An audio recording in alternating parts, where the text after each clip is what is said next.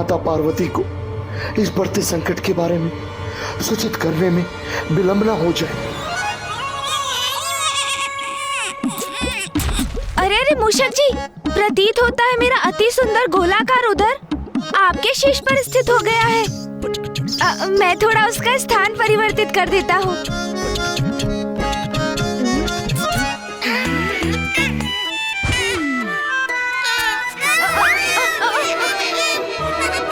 अरे अरे संभालिए मूषक जी, संतुलन बिगड़ रहा है मेरा।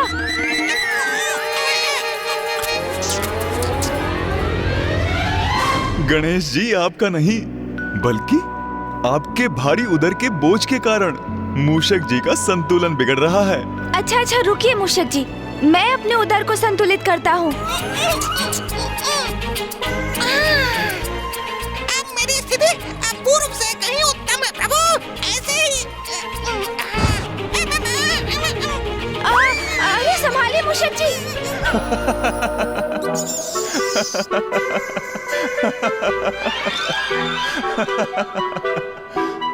मूषक जी, आप हंस रहे हैं क्या? नहीं तो प्रभु। किंतु मैं पूर्ण विश्वास के साथ कह सकता हूँ, मैंने किसी के हंसने का स्वर सुना है।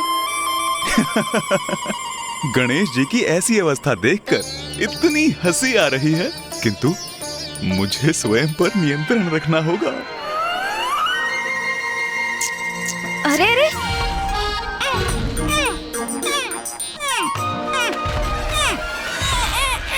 ओहो मूषक जी, हमें इस दिशा में नहीं, सीधे जाना है। अपनी इस दशा में दिशा के ऊपर मेरा कोई नियंत्रण शेष नहीं है प्रभु। अच्छा अच्छा, तो सीधी दिशा में जाने के लिए मुझे पुनः अपना उदर व्यवस्थित करना होगा।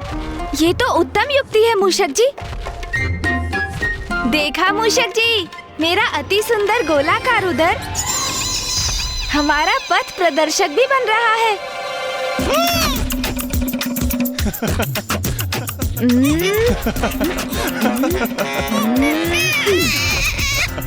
अब तो सब उचित है ना मूषक जी? आपने मुझसे कुछ कहा प्रभु? हाँ हाँ, मैंने पूछा अब तो सब उचित है ना? मैं आपका स्वर सुनने में असमर्थ हूँ प्रभु।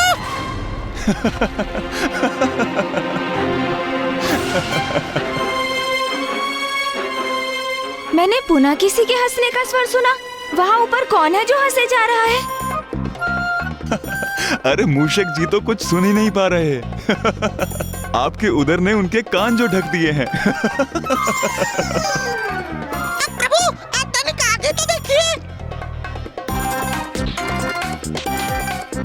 मूषक जी, धीरे धीरे चलिए तो हम इस पथ को सरलता से पार कर लेंगे।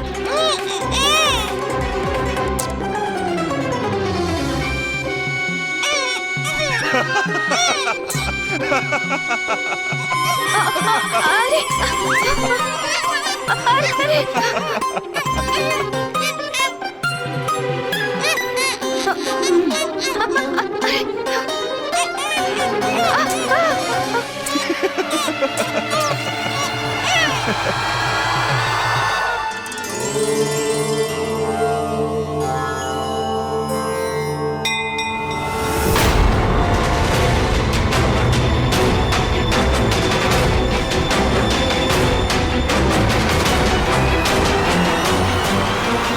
यमराज जी, आप यहाँ?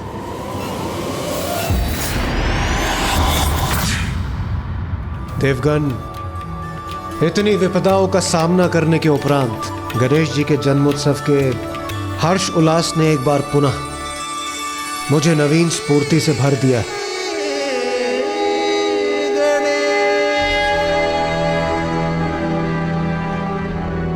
क्या हुआ अग्निदेव, आप इतने चिंतित क्यों प्रतीत हो रहे हैं? देवराज, मैं नकारात्मक विचार में डूबना नहीं चाहता, किंतु मुझे अचानक स्मरण हो आया कि कैलाश पर हम होली के पर्व के उस समय सभी कितने आनंदित थे, और फिर ऐसी परिस्थितियां उत्पन्न होती गईं कि हमारा आनंद ही अवसाद में परिवर्तित होने लगा। मुझे भय है कि कहीं पुनः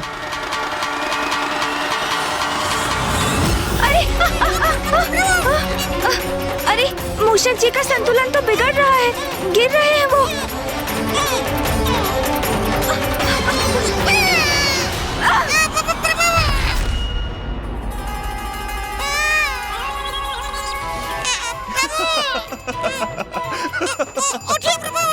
आप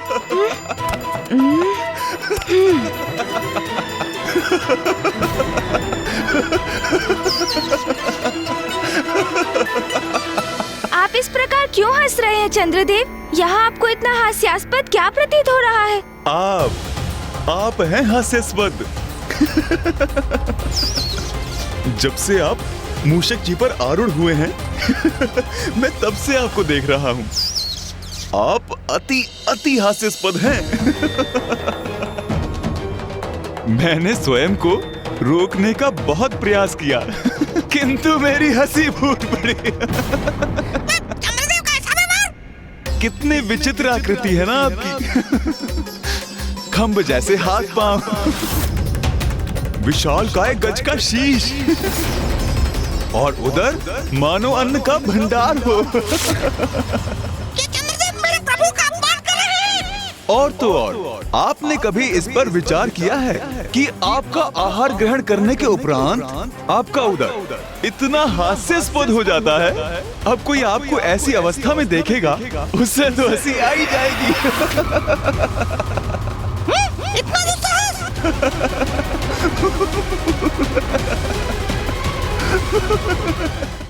माता, मैं आपको कुछ बताने का प्रयास कर रहा था जिसे आपको ज्ञात होना अति आवश्यक है। हाँ हाँ, अवश्य बताइए।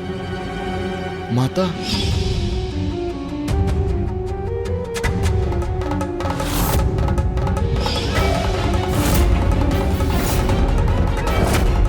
माता, आज फिर वही योग प्रकट होने जा रहा है जिसमें उनका शीश उनके धड़ से विलग हो गया था।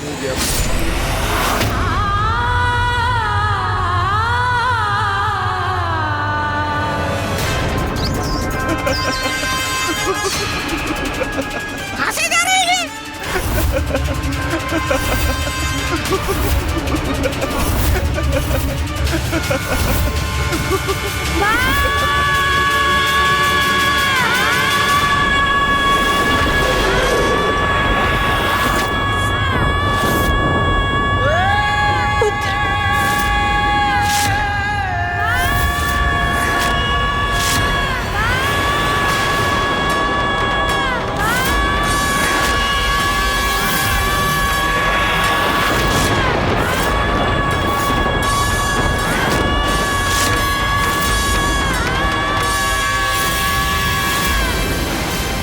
नाथ, ये तो गणेश की चित्कार थी।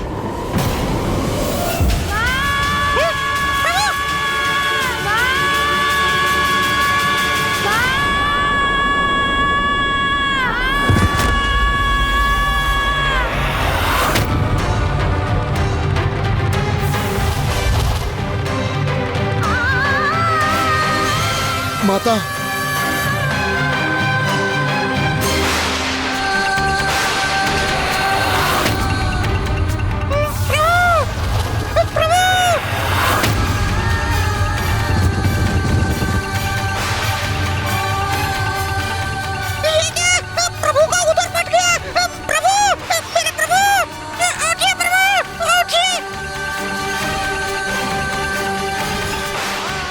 अनर्थ, घोर अनर्थ।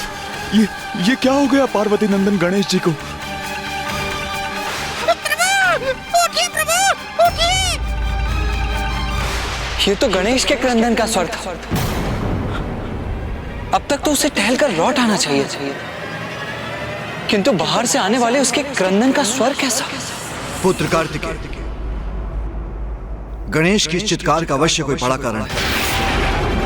अवश्य कुछ हुआ है उसे। मैं वहां जाकर देखता हूं और तुम मां को शांत रखने का प्रयास कर। जो आज्ञा पिताश्री।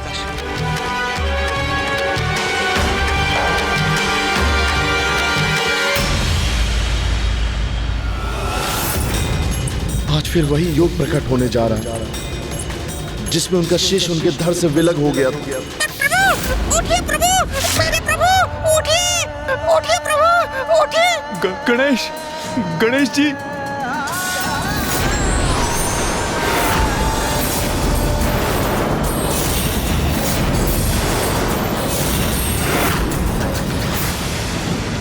गणेश जी इस अवस्था में? कैसा अनर्थ है ये? कैसे हुआ ये? गणेश, पुत्र गणेश, पुत्र गणेश।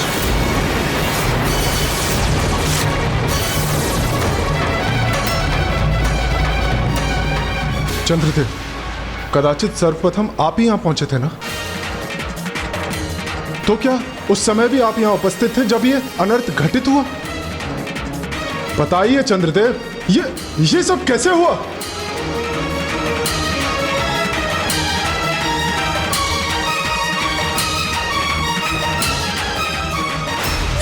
ये क्या बताएंगे? मैं बताता हूँ सूर्यदेव। ये सब चंद्रदेव के कारण ही हुआ है। हाँ, चंद्रदेव ने प्रभु का उपहास किया। कितना खाते हैं वो, ऐसा कहा उन्होंने। और चंद्रदेव की इस कुदृष्टि के कारण मेरे प्रभु का उदर फट गया।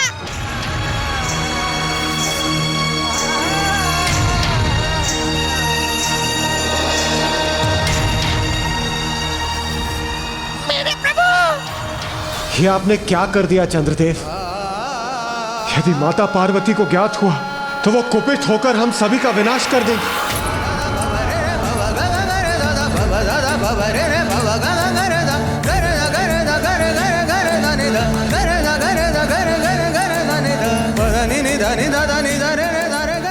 माता, माता, माता सुनिए तो। माता, मुझे ज्ञात है आप गणेश को लेकर ही व्याकुल। मैंने भी उसकी चित्कार सुनी है, किंतु मुझे विश्वास है वो पूर्ण रूप से कुशल ही होगा माता, क्योंकि भला उससे क्षति कोई कैसे पहुंचा सकता है। मेरी बात सुनिए माँ, मेरी बात मानिए माँ। माँ सुनिए तो। माँ,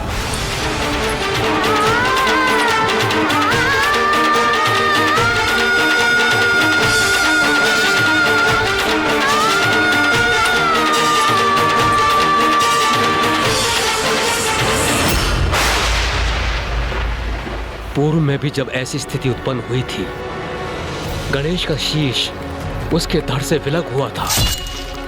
तब देवी पार्वती अपने आवेग में किस प्रकार सबको सर्वनाश करने पर आतुर हो गई थी, ये स्मरण है ना आप सभी को?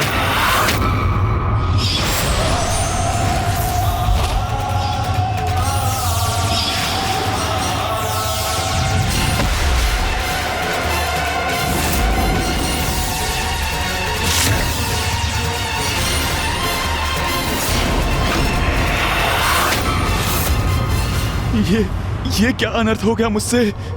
क्या अनर्थ हो गया? गणेश, पुत्र गणेश।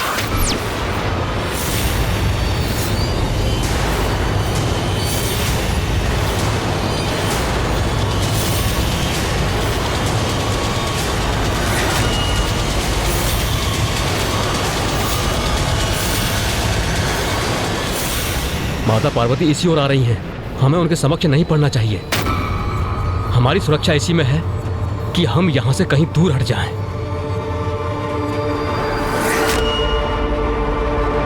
पुत्र गणेश,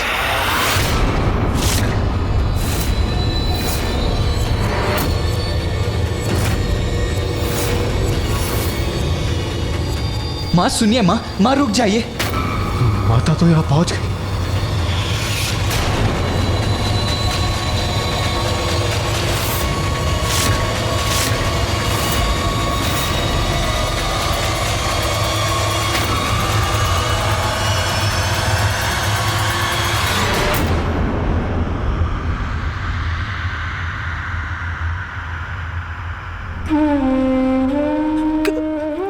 गणेश, गणेश को लेकर इतनी चिंतित है माँ कि उनके मुख से शब्द ही नहीं निकल रहे हैं। मैं ही पूछता हूं कि गणेश कहाँ है। देवगण, माँ ने और उनके साथ हम सभी ने गणेश की चित्कार सुनी थी। मुझे विश्वास है जिसे सुनकर ही आप सभी भी यहाँ एकत्रित हुए हैं। मैं तो गणेश को लेकर टहलने निकला था। मैं आगे बढ़ गया, किंतु उस समय वो यहीं कहीं था। तो क्या आप में से किसी ने उसे देखा है? क्या उसकी चित्कार का कोई कारण आप सभी में से किसी को ज्ञात है?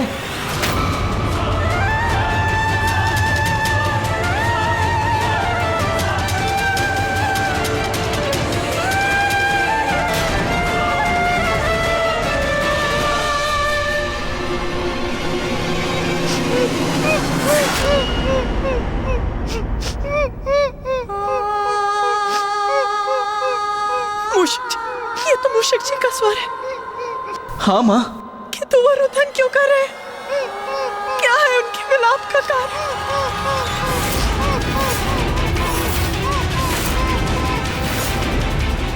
अब तो मेरी कोई रक्षा नहीं कर सकता, क्योंकि माता को तो सब कुछ ज्ञात हो जाएगा।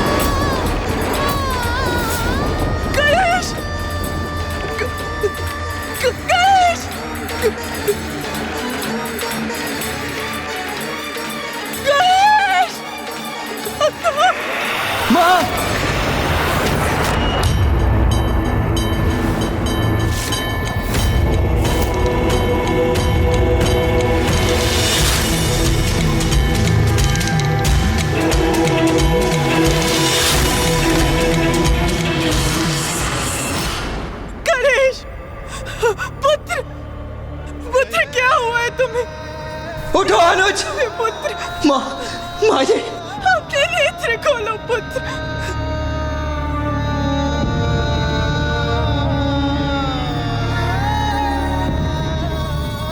वही हो गया जिसका मुझे भय था।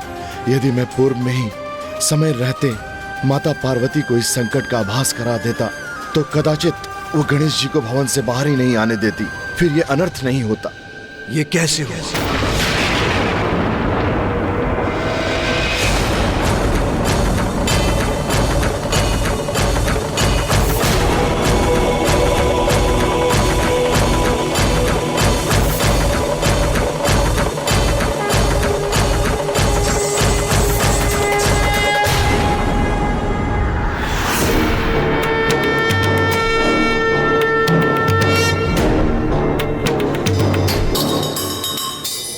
हम सभी तो देवी पार्वती के क्रोध को लेकर ही आशंकित थे।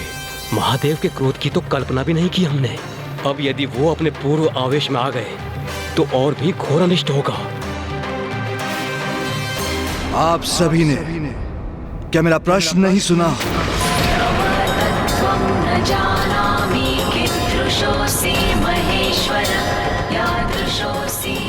मेरे पुत्र गणेश के साथ ये कैसे हुआ?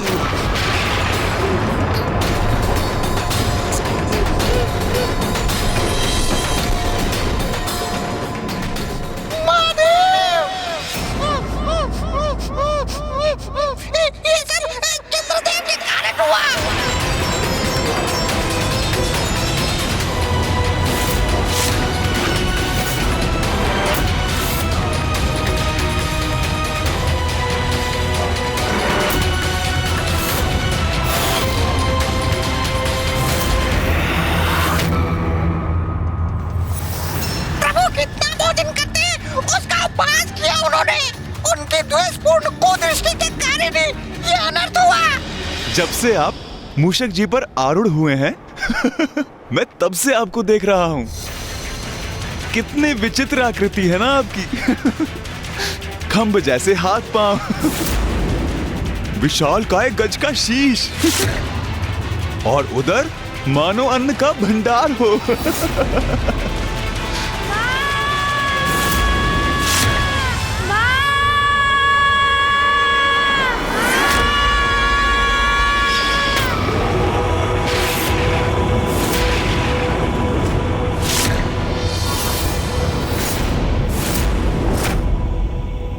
माता मुझसे बहुत बड़ी भूल हो गई। क्षमा कर दीजिए माता, क्षमा कर दीजिए।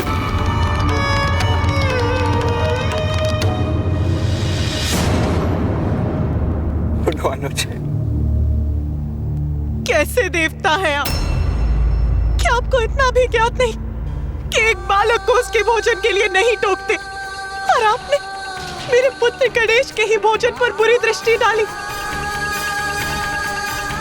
उपहास किया उसका, जिसके कारण ये अवस्था हुई है मेरे पुत्र गणेश की।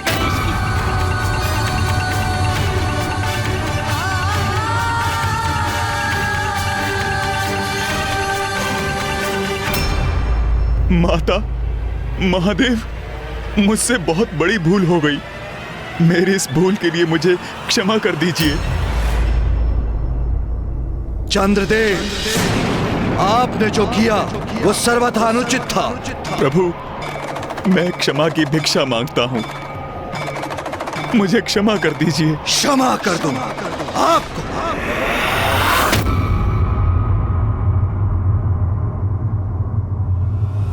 यहाँ मेरा पुत्र मूर्छित पड़ा है, उसका उदर फट गया, जिसका कारण आप हैं।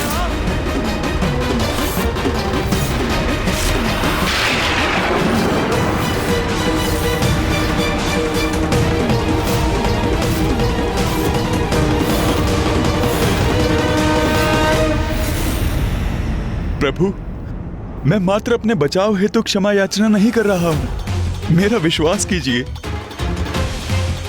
ये तो एक सरल परिहास था। मैं गणेश जी का अनिष्ट नहीं चाहता था। वे मेरे शब्दों और मेरे कारण से मूर्छित नहीं हुए। चंद्रदेव, अपनी भूल को छुपाने का प्रयास मत कीजिए। गणेश मूषक के ऊपर से अवश्य नीचे गिरा, किंतु क्या यह सत्य नहीं कि उसका उदर आपकी कुदृष्टि के कारण ही फटा है?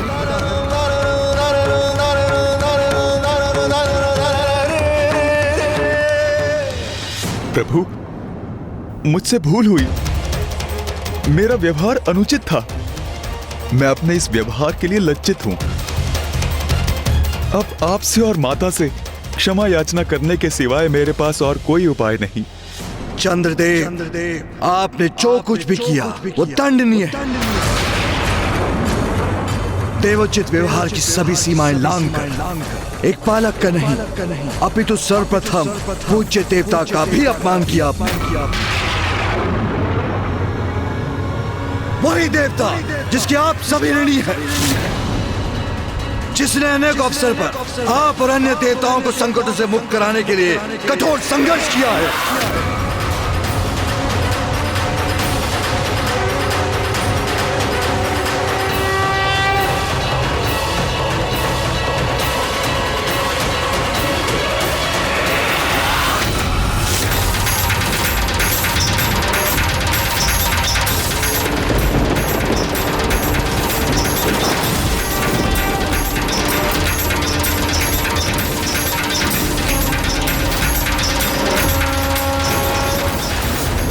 कृपया शांत हो जाइए महादेव, अन्यथा आपके क्रोध से सृष्टि में विनाश आरंभ हो जाएगा। हम आपसे निवेदन करते हैं महादेव, चंद्रदेव से ये भूल अकारण ही हुई, कृपया शांत हो जाइए। गणेश के साथ जो हुआ उसमें आपकी बहुत बड़ी भूल है।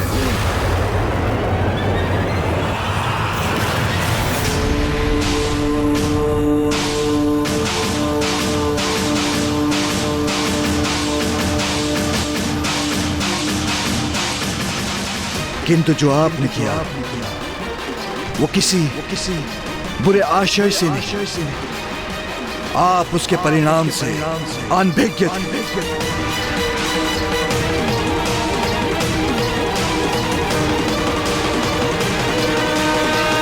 इसलिए हम आपको क्षमा करते हैं।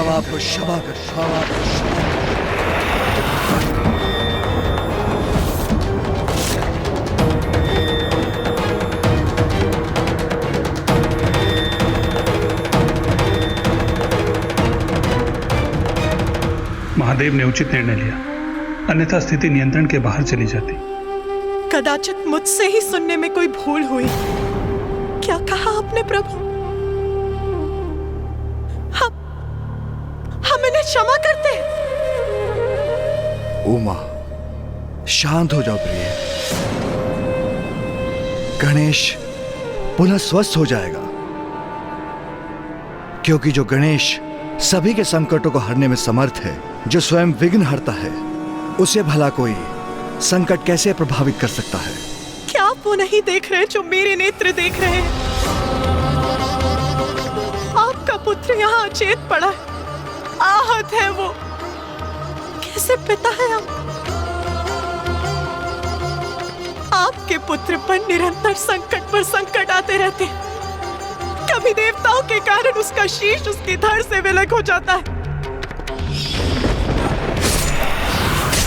तो कभी आपके परम भक्त परशुराम के कारण उसका दंत खंडित हो जाता है।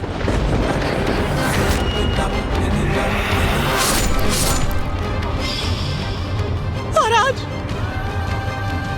चंद्रदेव के कारण उसका उदर फट गया।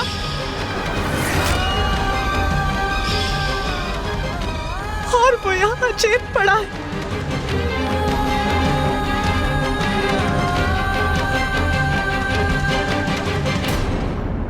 नहीं प्रभु, अपने पुत्र को बार बार इस पीड़ा में देखने का कष्ट मैं नहीं सहन कर सकती।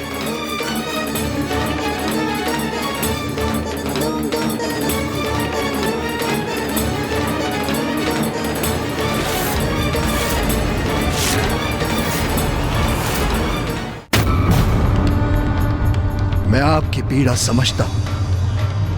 मैं भी उसका पिता हूं। अपनी संतान को पीड़ा में देखकर माता पिता को कैसा कष्ट होता है, उस बात से भली भांति परिचित हूं मैं।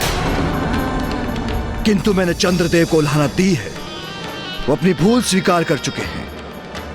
अब हमें भी शांत हो जाना चाहिए प्रिय, क्योंकि क्रोध में लिया हुआ निर्णय सभी के लिए अनिष्टकारी होता है प्रिय। आप मेरी पीड़ा समझते हैं, ये कहकर एक माँ की ममता का अपमान मत कीजिए नाथ। यदि आप एक माँ की पीड़ा समझते तो आप चंद्रदेव को उनके दंड के लिए इतनी सरलता से क्षमादान नहीं देते प्रभु। जिन्होंने मेरे पुत्र का उपहास किया, जिसके कारण मेरा पुत्र यहाँ इस अवस्था में पड़ा है, आपको चंद्रदेव की पीड़ा दिखती है स्वामी, किंतु आपको अपने पुत्र की पीड़ा नहीं दिखती। उमा, मैं कोई पक्षपात नहीं कर रहा। यदि गणेश को क्षति पहुंचाना चंद्रदेव का प्रयोजन होता तो आपसे पूर्व उन्हें मैं दंडित कर चुका होता, किंतु उनके शब्दों का ऐसा प्रभाव पड़ेगा, इस बात का भान नहीं था उन्हें। उनसे अज्ञानता में यह भूल हुई है, इसलिए मैं आपसे भी आग्रह करता हूं, शांत हो जाओ मां। अब इस बात को इतना बड़ा मूल्य मत दो, क्योंकि यदि हमने चंद्रदेव को दंडित किया तो उससे संपूर्ण जीवों का नाश हो जाएगा, संपूर्ण सृष्टि को कष्ट होगा। और ये मत भूलिए, जगत पिता और जगत जननी होने के नाते हमारे बहुत बड़े उत्तरदायित्व हैं। मैं आपको आदेश देता हूं देवी पार्वती, शांत हो जाइए।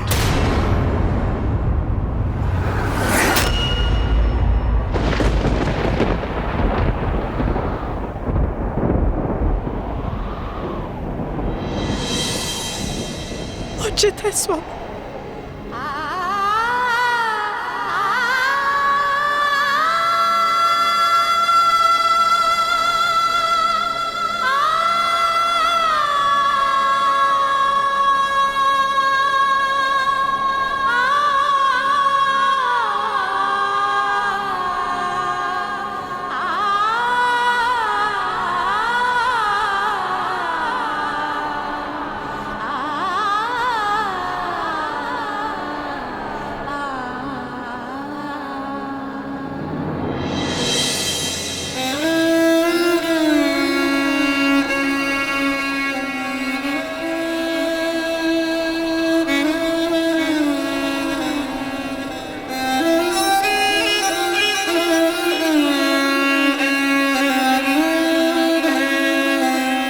उचित कहते हैं नाथ, बार बार कष्ट प्राप्त करना आहत होना तो हमारे पुत्र की ही नियति है।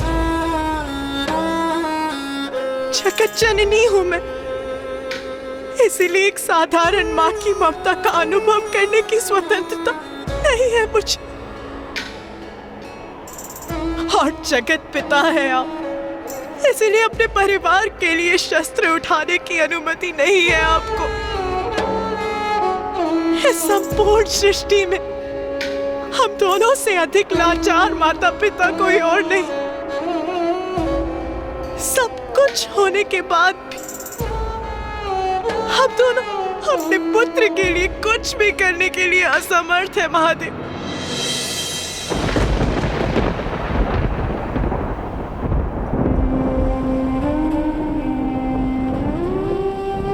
मेरा पुत्र यहाँ गिरा अपने जीवन के लिए संघर्ष कर रहा है और मैं शांत रहूं? नहीं प्रभु, मैं अपने दायित्व निभाने में असमर्थ।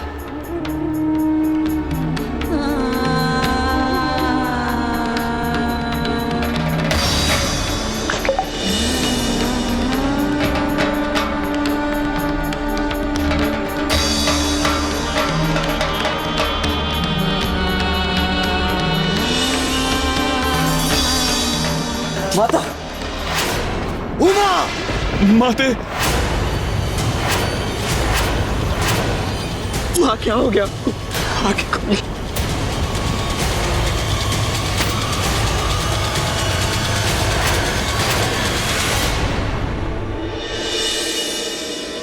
माँ,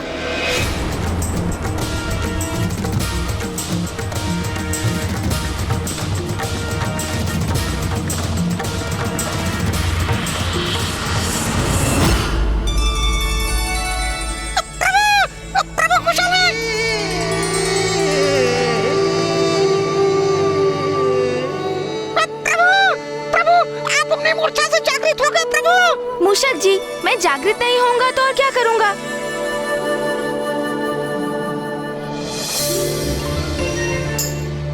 ये मोदक यहाँ वहाँ बिखर गए हैं।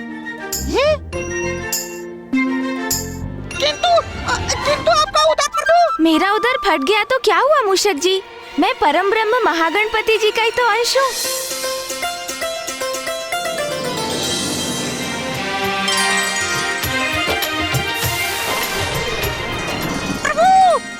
मूषक जी, मुझे कोई क्षति नहीं पहुंच सकती। और अब आप अपने प्रश्न पूछना बंद कीजिए। हाँ, देखिए कोई मोदक गिरकर दूर तो नहीं लुढ़क गए हैं। सबके सब लौटकर मेरे उदर में ही जाएंगे। एक भी नहीं छोड़ूंगा मैं। फिर उदर बांधकर लौटना भी तो है, नहीं तो माँ चिंता करेंगी और निद्रा का भी तो आनंद लेना है। प्रभु, क्या ढूंढ रहे हैं आप? अरे मूषक जी, आप इतना भी नहीं समझते क्या? माँ के समक्ष ऐसे ही चला जाऊंगा तो क्या वो व्यथित नहीं होंगी?